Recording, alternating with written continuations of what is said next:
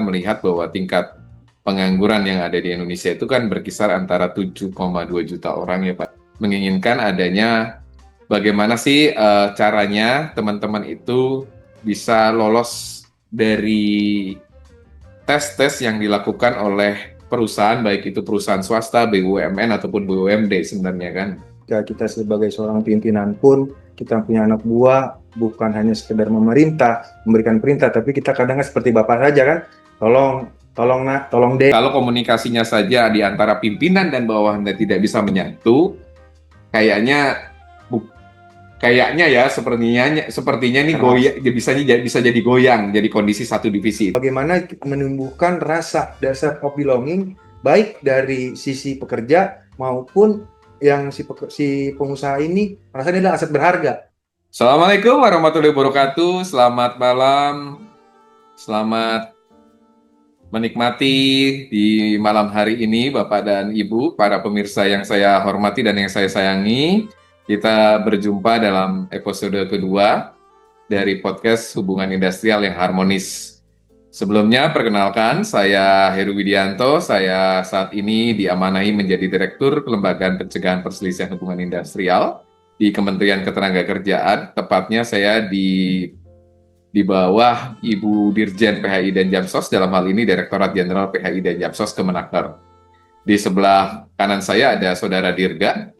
Saudara Dirga ini merupakan salah satu mediator hubungan industrial, mediator andalan dari Ditjen PHI dan Jamsos, yang kesehariannya terkadang menangani kasus-kasus perselisihan hubungan industrial, sekaligus menjadi tim sekretariat di Lembaga Kerjasama Tripartit Nasional. Bagaimana Pak Dirga hari ini, sehat?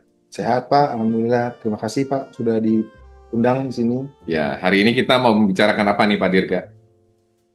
Kita akan berbicara, mungkin kita akan lebih banyak sharing aja buat teman-teman di luar, di Indonesia, terutama yang tidak ada sangkut pautnya dengan hubungan industrial, mungkin belum tahu dan mungkin ingin tahu dan mungkin sedang mempelajari tentang hubungan industrial di Indonesia seperti apa. Mungkin Bapak bisa memberikan arahan, masukan, serta sharing-sharing Pak. Tentunya insight dari hubungan industrial kan pinginnya kita bicaranya harmonis, dinamis, dan berkeadilan ya Pak Dirga. Betul. Nah, kalau kita membicarakan hubungan industrial harmonis, dinamis itu kan permulaannya tentunya dari mulai stepnya adalah permulaan hubungan kerja. Di mana step awal masuk itu kan bagaimana kita mencari pekerjaan setelah kita lulus dari dunia pendidikan. Betul. Nah, kalau lulus dari dunia pendidikan itu kan sekarang teman-teman SMK, teman-teman D3 dan teman-teman S1 juga bisa melamar pekerjaan sih ya. Nah, dari situ sebenarnya dari data yang ada dari Badan Pusat Statistik saat ini kan kita melihat bahwa tingkat pengangguran yang ada di Indonesia itu kan berkisar antara 7,2 juta orang ya Pak Dirga ya. Kita menginginkan adanya bagaimana sih caranya teman-teman itu bisa lolos dari tes-tes yang dilakukan oleh perusahaan, baik itu perusahaan swasta, BUMN ataupun BUMD sebenarnya kan. Kalau menggali beberapa hal yang berkaitan tentunya dengan permulaan hubungan kerja, teman-teman itu dihadapkan pada saat lulus, pada saat wisuda, ya, pada saat lulus wisuda, memang senang sejenak ya. Mungkin dalam waktu 1 minggu sampai 1 bulan sudah senang karena bisa menyelesaikan pendidikan. Tetapi yang harus dipikirkan sama-sama oleh para pemirsa, tentunya saya mengajak para teman-teman mahasiswa dan yang sudah lulus dari universitas, tentunya kita bisa menggali informasi-informasi terkait dengan lowongan-lowongan pekerjaan itu kan kita sudah siap juga dengan siap kerja sebenarnya. Yang kita kupas tuntas hari ini kan bagaimana kita membuat suatu lamaran itu adalah menarik sebenarnya Pak Dirga. Lamaran itu menarik pada perusahaan sehingga perusahaan itu memanggil kita. Itulah Pak Dirga. Menurut Pak Dirga nih, Pak Dirga kan berpengalaman juga nih. Bagaimana kita dulu ya, kita proses mencari pekerjaan, melamar itu seperti apa Pak Dirga? Pengalaman saya pribadi nih. Iya. Saya lulus kuliah, saya sempat tuh Pak, lamar dari gedung ke gedung sih sebenarnya. Informasinya kan nggak seperti sekarang. Dulu saya ada namanya, saya pernah melamar juga job DB atau enggak apalah namanya saya lupa, tapi saya pernah melakukan via online Pak. Mhm. Ketika itu saya lakukan ketika informasi yang saya dapat dari rekan-rekan, teman sekuliah atau saudara-saudara ngasih informasi akan lamaran kerja, saya datangin, saya kasih lamaran atau saya titipkan lamaran itu. Setelah itu semua saya lakukan, saya mulai online pilihan kedua, Mhm. online pilihan kedua.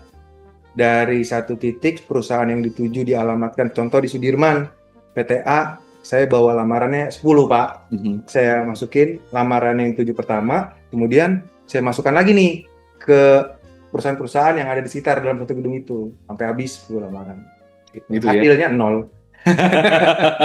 Jadi gini, antara saya dan Pak Dirga itu kan beda gen. Kalau saya itu kan generasi X, kalau Pak Dirga itu kan generasinya masuk ke generasi milenial mungkin ya, Betul, Bapak dan betul. Ibu, para pemirsa. Dulu pada saat saya mencari kerja, di tahun 95, 96, saya itu masih bergantung pada koran, newspaper yang ada di harian-harian yang terbit di Indonesia.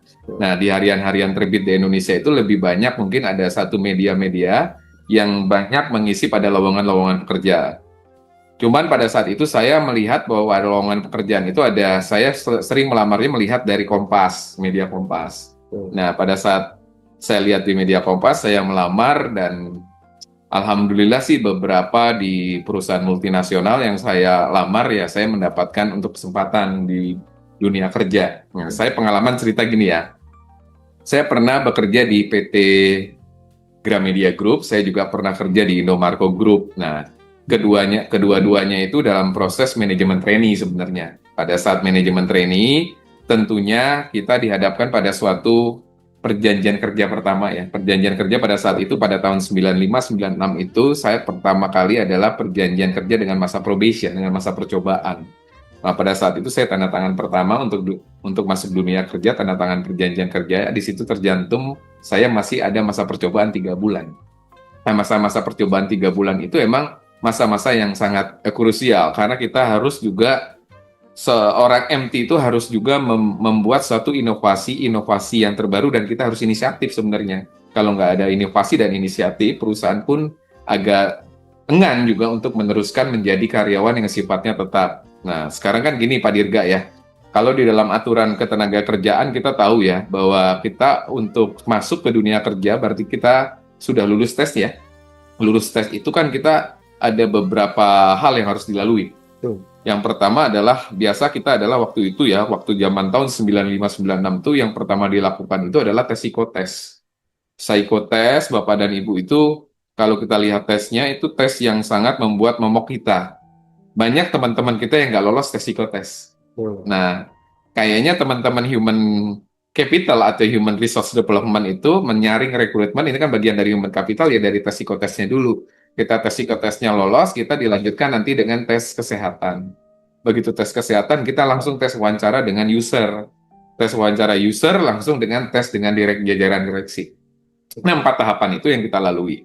Nah, sebenarnya kalau kalau dulu kita mengenalnya bagaimana kita setelah kita bekerja, kita kan mengenal hubungan kerja ya. Nah, mengenal dari situlah kita mengenal hubungan kerja yang benar-benar real sebenarnya karena saya berpengalaman di swasta itu sekitar 2 sampai dengan 4 tahun. Saya kerja baru saya memasuki di dunia pegawai negeri sipil. Lumayan lama juga ya. Nah, itu jadi pengalaman-pengalaman itu yang menjadi berarti pada saat meniti karir saya menjadi PNS. Tapi saya mau cerita dulu. Ya, saya waktu dulu bekerja zaman tahun 95-96 itu kondusivitasnya ya kalau di Kompas Group itu kan Gramedia itu Kompas Group ya dan di teman-teman Indomarko itu kekeluarganya bagus sih. Kekeluarganya bagus, kita menyenangkan antara senior dan junior juga memberikan pengajaran-pengajaran yang baik sebenarnya gini. Tapi gini konteksnya Pak Dirga, kita kan hari ini sudah memperkenalkan dengan adanya Kepmen 76 tahun 2024 mengenai hubungan industrial Pancasila ya.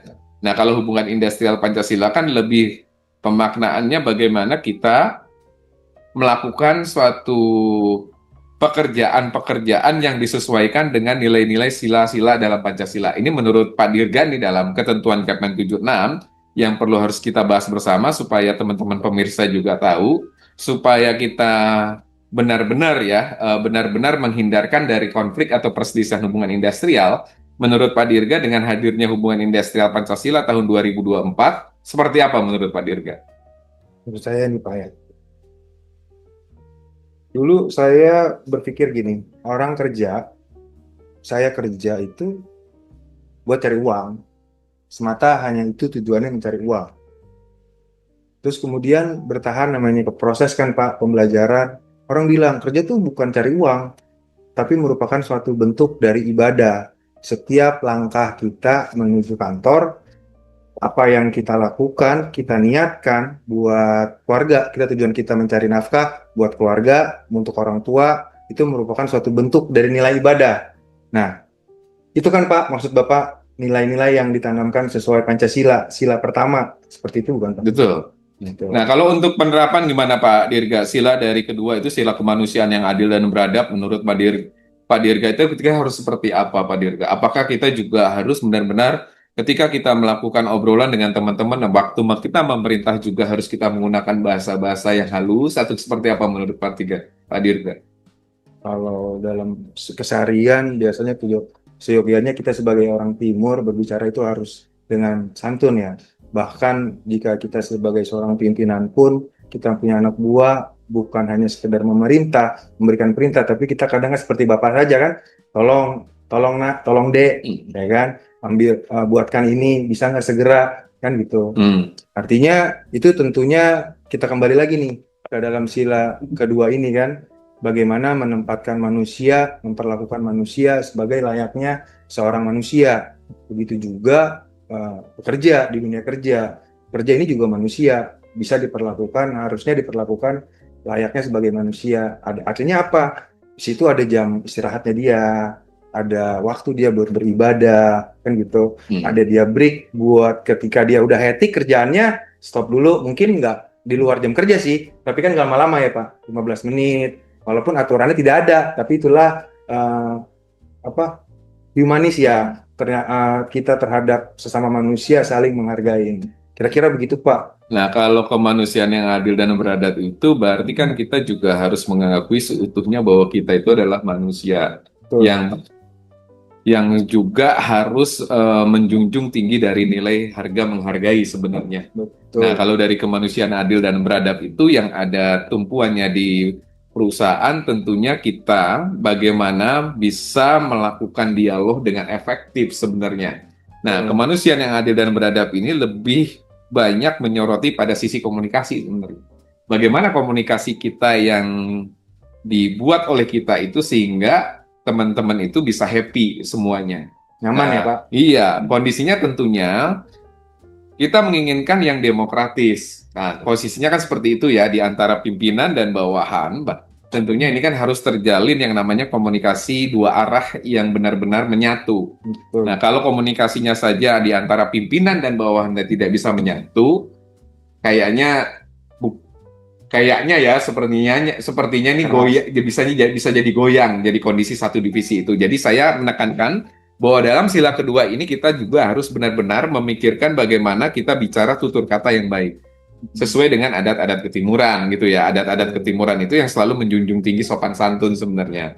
Nah, kalau kita bicara sila ketiga Persatuan Indonesia nih, kan kita juga harus menjaga keutuhan dari keberadaan perusahaan. Nah, kalau menjaga keutuhan perusahaan, tentunya kalau sudah kita bekerja pada satu perusahaan, berarti nilai-nilai budaya yang ada di perusahaan harus kita pelihara dengan baik. Nah, jangan memberitakan efek-efek negatif dari perusahaan ini keluar.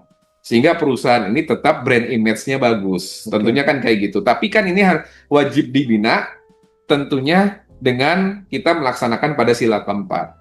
Tentunya kalau kita lihat sila keempat nih, kerakyatan yang dipimpin oleh hikmat kebijaksanaan dalam permusyawaratan perwakilan, kita tuh di sini lebih banyak mengengagement adalah teman-teman supaya sesuai dengan Undang-Undang Nomor 13 Tahun 2003 tentang Ketenagakerjaan, keberadaan LKS bipartit lah di sana yang benar-benar sebenarnya bisa menjaga keutuhan dan produktivitas perusahaan. Di samping itu juga kita menjamin adanya serikat pekerja serikat buruh sebagaimana Undang-Undang Nomor 21 itu kalau teman-teman pekerja secara sukarela mau membentuk ya silakan monggo karena itu sudah diatur dalam Undang-Undang Nomor 21 2000. Nah, sekarang bicara keadilan sosial bagi seluruh rakyat Indonesia. Nah, keadilan sosial seluruh rakyat Indonesia tentunya ini kita memberikan juga jaminan social security. Jaminan social security itu berupa apa? Kita hadir ada BPJS Ketenagakerjaan, ada BPJS Kesehatan.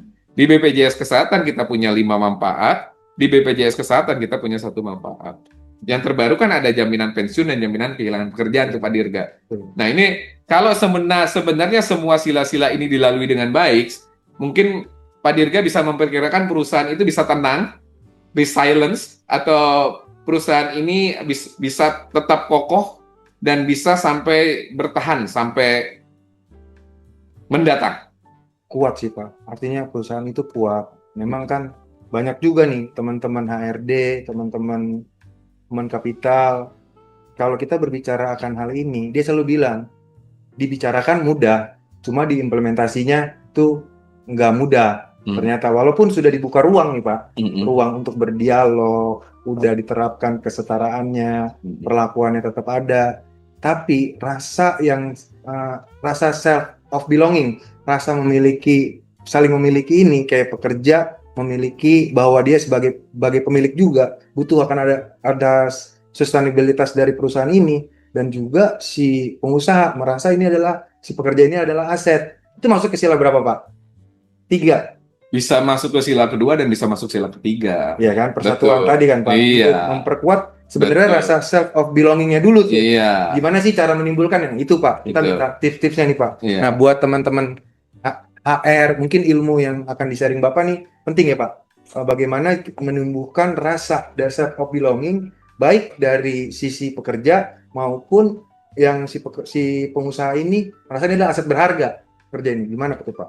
Nah, Pak Dirga kan tadi sudah menyentuh sense of belonging. Ini adalah sebagai bentuk dari Tridharma Hubungan Industrial Pancasila sebenarnya. Kalau kita bicara Tridharma Hubungan Industrial Pancasila, berarti kan kita punya 3 paham ya, 3 ya. Yang satu adalah rasa memiliki, ikut mawas diri, dan ikut mempertahankan. Nah, kalau rasa memiliki, tentunya bagaimana itu bisa terbentuk rasa memiliki. Nah, rasa memiliki itu diejawantahkan biasanya ketika kita pada saat kita melakukan pekerjaan, biasanya ya untuk menanamkan yang namanya rasa memiliki itu, contohnya ini kan ada ya beberapa perusahaan yang memberikan seragam kerja. Seragam kerja ketika dia sedang bekerja harus menggunakan seragam. Nah, seragam kerja tersebut adalah menjadi brand dari perusahaan sehingga mereka menyayangi akan perusahaan tersebut. Nah, itu terbentuk. Selain hal tersebut itu juga untuk menjaga rasa memiliki ini, tentunya perusahaan itu juga harus memberikan yang namanya town hall sebenarnya. Jadi town hall itu apa sih sebenarnya? Town hall itu memberikan penjelasan kepada seluruh karyawan supaya apa? Bahwa perusahaan ini tetap perusahaan yang produktif dan berkinerja tinggi dengan target-target yang sudah ditentukan. Nah, ini untuk mencatatkan rasa memiliki, tentunya pekerjaan-pekerjaan yang sesuai dengan target-target tersebut harus dicapai juga oleh pekerja, supaya yang namanya sales, yang namanya penjualan itu bisa meningkat. Nah, sebenarnya itu. Terus kalau kita melakukan pemahaman dari ikut mempertahankan. Nah, ikut mempertahankan itu berarti ketika perusahaan sedang goyah, kita tidak gampang terkena isu-isu yang miring sebenarnya. Zaman sekarang kan zaman yang sebenarnya diberikan kemudahan yang sangat gampang banget gitu ya. Dengan satu mengklik saja handphone kan semua sudah tahu apa isinya gitu ya. Bagaimana ini mempertahankan perusahaan karena kita sudah kerja lama di sini supaya perusahaan ini tetap jaya. Isu-isu goyah, misalnya ada yang namanya penetrasi menjelekkan dari hasil produk, nah itu bisa dibendung sama-sama. Dibendungnya oleh teman-teman pengusaha dan dibendungnya oleh teman-teman para pekerja dan teman-teman serikat pekerja, serikat buruh. Kita kan sering nih sekarang menemukan ya, ada yang namanya persaingan usaha sehingga menjelekan satu produk. Nah ini sebenarnya karena semua teman-teman itu punya gadget ya, para pekerja itu ya tolong juga yang namanya karena kita sudah bekerja di perusahaan ya kita lindungi. Kan kadang kekurangannya dikasih Gitu. tahu sama orang-orang dalamnya juga ya Pak. Iya, itu nggak boleh Nah, sebenarnya. Yang ketiga kita ikut mawas diri. Nah, kalau ikut mawas diri, tentunya kita itu kepada para pekerja dan pengusaha bahwa kita itu selalu dihadapkan pada lingkungan eksternal dan internal. Iya kan? Kalau ikut mawas diri, kita berarti introspeksi. Introspeksi itu bisa ke dalam, bisa keluar. Nah, ketika kita ada introspeksi yang menyatakan bahwa itu adalah keluhan-keluhan karyawan terhadap perusahaan, itu juga harus segera diatasi. Nah, jangan sampai setelah meledak baru diatasi. Sekarang kan ada WBS ya, sebenarnya ya, teman-teman tahu ya, whistleblower system. Nah, whistleblower system itulah adalah sebagai pengungkit kalau misalnya perusahaan tersebut sudah misalnya sudah menerapkan hal-hal yang tidak semestinya, disitulah terbangun sebenarnya whistleblower system sehingga dibenerin oleh pekerja. Selain tersebut, kalau konsep ikut mawas diri juga, kita antara pekerja dan pengusaha itu sebenarnya ya, kita itu harus paham betul bahwa kita itu bisa bernapas sampai dengan hari ini tentunya, karena itu adalah karunia Allah SWT. Nah, makanya kita harus mensyukuri nikmat Allah itu dengan seperti apa. Misalnya kita bisa pada saat bulan puasa menggelar pengajian dan lain-lain, dari teman-teman yang non-muslim juga bisa bersyukur di tempat ibadahnya masing-masing dengan Oke. membawa supaya perusahaan ini tetap jaya. Itulah sebenarnya konsep-konsep hubungan industrial Pancasila gitu. Ada tiga Tiga hal. sikap tridharma hubungan industrial yang benar-benar harus kita bawa kepada teman-teman pekerja dan pengusaha. Kuncinya itu ya, Pak. Kuncinya itu. Kayaknya kalau Bapak yang sampaikan kayaknya mudah banget gitu, Pak. Mudah-mudahan juga nanti teman-teman di mana saja berada bisa menangkap poin-poinnya ya kan, sehingga dapat diimplementasikan di tempat bekerja. Terus Pak, saya mau nanya boleh ya? Boleh. Terkait nomor 2 nih Pak, tentang sila kedua, Mm-mm. kemanusiaan yang adil dan beradab juga kan. Nah, kalau terkait upah Pak, kita berbicara upah nih. Iya.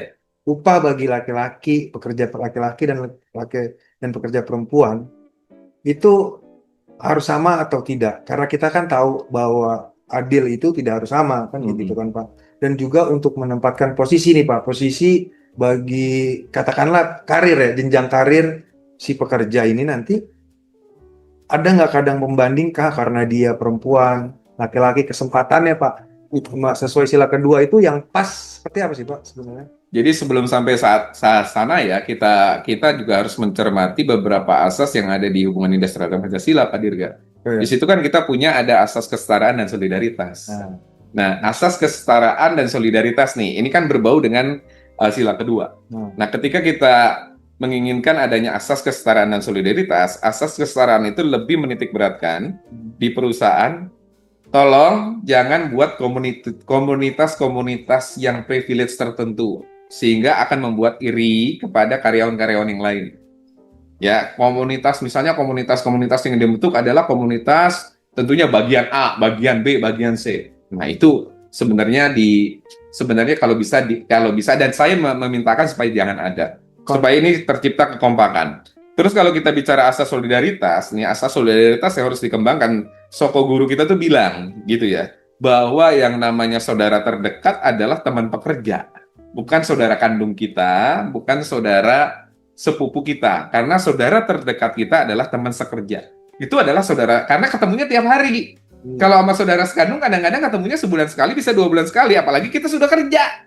Kalau sudah kerja, kapan ketemunya? Paling pada saat arisan keluarga. Jadi anggap Bapak dan Ibu, ketika kita menunaikan pekerjaan, kita nggak boleh bermusuhan. Kita adalah cari teman sekerja. Banyakin teman, banyakin saudara. Ya jangan banyakin musuh. Punya musuh satu sama juga dengan kehilangan teman 1000 kalau menurut saya. Saya makanya selalu berbicara di mana-mana nih, Bapak dan Ibu, kita rekan sekerja, jangan sampai ada yang bermusuhan. Itu intinya. Dan teman-teman, kita tuh harus punya jiwa sosial. Jiwa sosial ketika kita memandang ini solidaritas, berarti ini teman-teman, kalau ada teman kita yang kerja yang sakit, Bapak dan Ibu ya, para pemirsa yang saya hormati, nah teman sekerja yang sakit itu kalau bisa dikunjungi sama kita. Ya, dikunjungi oleh kita itu karena apa? Teman sekerja kita kalau dikunjungi oleh kita tuh udah senang. Nggak usah dibawain apa-apa, udah senang dia. Karena merasa di backup secara mental. Gitu. Nah, terus juga ada asas soliditas. Ini sesuai dengan apa, ini ada relate dengan apa pertanyaan Pak Dirga. Nah, asas soliditas. Asas soliditas itu lebih banyak memupuk gini, di antara karyawan ketika perusahaan sedang ada masalah, ya, jangan hanya diatasi oleh masalah sendiri, tapi oleh teman-teman sekerja sendiri. Rame-rame ya, Nah, rame-rame. betul rame-rame. Nah, kenapa saya bicara adalah asas soliditas? Ini kaitannya dengan upah juga nantinya. Oh gitu. Nah, kaitannya dengan upah, kalau bicara soliditas, kita kan paham ya kaitannya dengan penetapan upah minimum itu kan tidak membedakan laki-laki dan perempuan. Betul. Itu kan sama. Ya, Mau laki-laki, perempuan, lajang, dia upahnya adalah sesuai, kalau pertama adalah bisa sesuai dengan upah minimum atau lebih dari upah minimum sebenarnya. Nah, harapan-harapan kita tentunya melihat dari beberapa kejadian-kejadian yang ada, memang kita melihatnya gini Pak Dirga. Bicara mengenai para pekerja yang sudah mendapatkan upah, tentunya kita yang 1 tahun lebih kerja masa kerjanya, harusnya kan ini sudah berlaku yang namanya struktur dan skala upah dong. iya. Nah, Wajib struktur tuh, skala Pak. upah itu kan bisa juga berdasarkan masa kerjanya, tingkat pendidikannya, tingkat terpaparnya di lingkungan eksternal seperti apa, tingkat prestasinya, dan tingkat kinerjanya seperti apa. Nah, ini harusnya menggunakan struktur dan skala upah sebenarnya. Nah, ini yang harus benar-benar kita berikan sosialisasi kepada teman-teman. Mungkin itu dibahas lain kali ya kaitannya dengan struktur skala upah, Pak Dirga. Betul, Nah, betul. kita juga punya yang namanya di HIP itu ada yang namanya asas humanis. Nah, asas humanis itu lebih banyak kita memberikan pride penghargaan ya kepada teman-teman pekerja yang berhasil. Ya, teman-teman pekerja yang sudah menunaikan pekerjaan dengan baik, itu cukup dengan bicara kita good job, good excellent itu udah bagus, sudah enak, sudah senang. Nah, kadang-kadang kita lupa dengan itu. Appreciate, Pak. Appreciate-nya mana gitu loh. Apresiasinya tetap harus ada. Apalagi teman-teman Gen milenial dan Gen Z, itu kan kita juga harus benar-benar bagaimana kita memupuk persaudaraan, memupuk persahabatan dengan komunikasi-komunikasi yang efektif. Betul, Pak. Nggak bisa juga kita antara Gen X sama Gen Z, kalau nyuruh baik perintahnya langsung A, B harus selesai. Enggak, kita juga harus bagaimana kita menata, Iya. benar-benar kita juga menyiapkan step by step, supaya teman-teman itu juga merasa diayomi oleh teman-teman generasi X sebenarnya Betul. gitu. Nah, selain itu kita juga punya yang namanya ya, teman-teman ya, asas comply.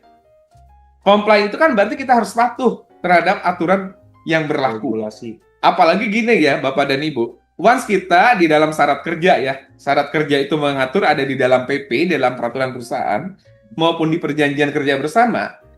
Kalau itu sudah diatur dalam PP dan perjanjian kerja bersama, itu harusnya dua belah pihak tidak boleh mengingkari lagi, harusnya sudah dilaksanakan sesuai dengan isi-isi dari perjanjian kerja bersama ataupun di dalam peraturan perusahaan. Komitmen. Apalagi perjanjian kerja bersama, karena itu disepakati. Iya. Disepakati oleh para pihak, dalam hal ini teman-teman serikat pekerja dan teman-teman pengusaha. Nah, ini kewajibannya tentunya, ini kan mengikat sesuai dengan pasal 1338 KUH Perdata. Nah, ini yang sebenarnya harus kita benar-benar memberikan announcement kepada pengusaha maupun para pekerja untuk dapat melaksanakan PKB. Komitmen bersama ya, Pak. Betul, Para pihak itu harus berkomitmen betul. apa yang Iya. Terus ada selain asas komplek, kita juga punya yang namanya azas yang namanya musyawarah mufakat, gotong royong. gotong royong. Nah, itu Nah, gimana? asas musyawarah mufakat itu coba ya kita lihat. Perusahaan-perusahaan yang besar, ya, ini kan sudah menjadi satu slogan, menjadi bentuk human capital yang lebih ke arah ke proaktif. Bukan harmonis lagi, tapi sudah ke proaktif. Karena di situ terlibat yang namanya penyusunan kebijakan itu selalu dibicarakan juga dengan teman-teman dari pekerja dan serikat pekerja, serikat buruh. Sehingga terjadi yang namanya harmonisasi di antara mereka. Apa yang mau diputuskan tentunya gini. Apa yang mau diputuskan kadang-kadang ini kan para pekerja juga yang mengusulkan. Betul. Makanya saya bilang bahwa kita bicara mengenai asas musyawarah mufakat itu coba ya. Kalau kita punya lembaga kerjasama bipartit, ya itu dioptimalkan. Situ forumnya ya. Forumnya di situ untuk bagaimana kita membuat citra hubungan industrial itu menjadi harmonis. Bagaimana kita membuat citra produktivitas yang diinginkan oleh kita makin baik.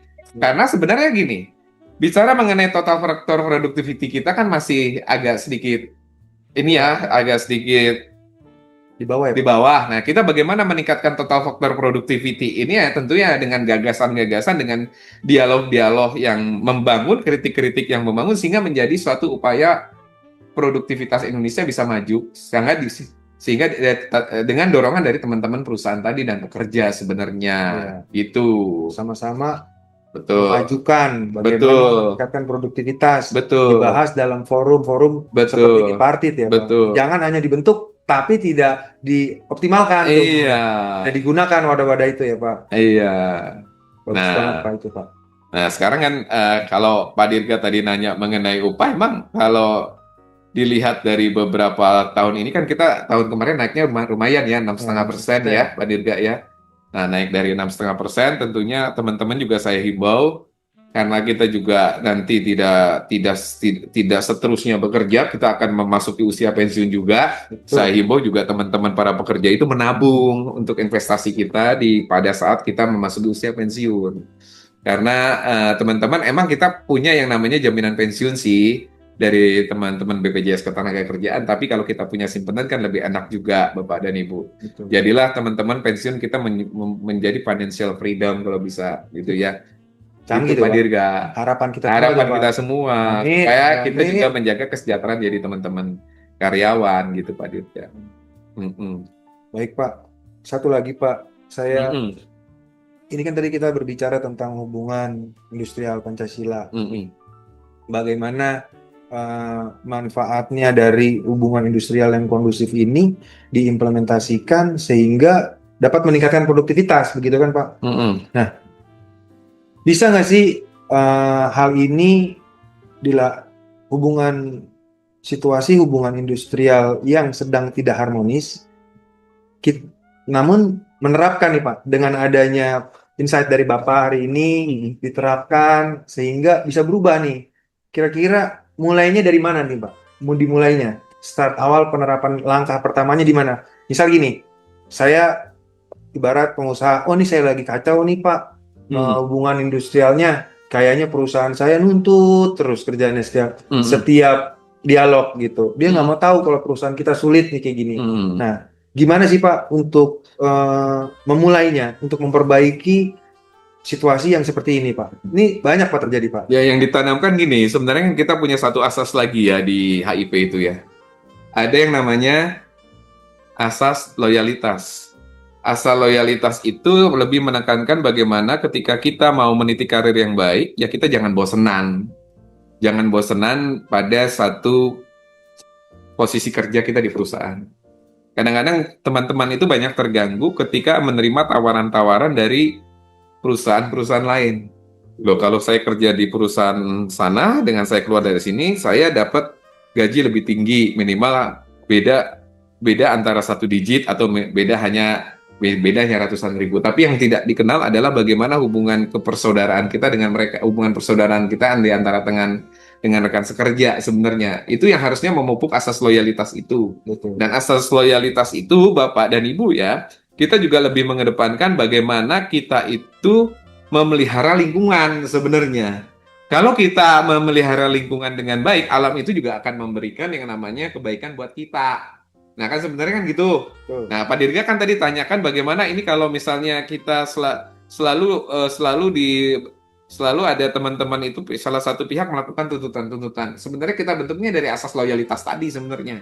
Asas loyalitas itu kalau dipupuk, kalau itu benar dilakukan oleh perusahaan dan ada yang namanya pembinaan karir, sebenarnya kan gitu ya. Ya. Jarang nih kalau ada pembinaan karir itu sebenarnya lebih bagus. Nah, dan gini, penyediaan sarana prasarana juga membuat produktivitas itu akan meningkat sebenarnya. Saya kira itu Pak Dirga. So, kayaknya udah banyak banget nih Pak Iya. masukan Bapak. Mm-mm. Gimana nih Pak? Kira-kira selanjutnya harapan Bapak nih apa nih Pak? Buat para pelaku hubungan industrial di Indonesia Pak. Para pelaku hubungan industrial sebenarnya kalau menginginkan benar-benar harmonis, coba tegakkan aja Tridharma Hubungan Industrial Pancasila. Kali lagi ke situ. Bagaimana kita memupuk ikut rasa memiliki, bagaimana kita ikut mempertahankan, bagaimana kita ikut mawas diri dan kuasai 6 asas hubungan industrial Pancasila. Dan benar-benar Bapak Ibu, ketika kita melakukan pekerjaan, ketika kita melakukan aktivitas, jalankan dari sila pertama sampai di sila kelima yang saya jelaskan tadi. Intinya adalah bagaimana Bapak dan Ibu, ya, bagaimana para pemirsa, bagaimana para pekerja dan pengusaha menjalin ya dialog yang lebih efektif. Itu aja sebenarnya. Dan Dialog. pahami semuanya yang ada di dalam hubungan industrial Pancasila dan baca Kepmen 76 tahun 2024. Saya kira itu aja Pak Dirga. Terima kasih Pak Dirga. Mantap, Pak. Itu Pak, ya kira-kira ini. Nah, karena Pak Dirga sudah merasa cukup, mungkin podcast episode kedua hubungan industrial harmonis Cocok ini udah. bisa kami selesaikan dan kami sudahi. Tonton terus acara podcast hubungan industrial harmonis ini dan akan membuat nyaman, membuat kelangsungan usaha dan ketenangan bekerja di perusahaan semakin meningkat. Terima kasih. Salam hubungan industrial harmonis. Jangan lupa like and subscribe-nya.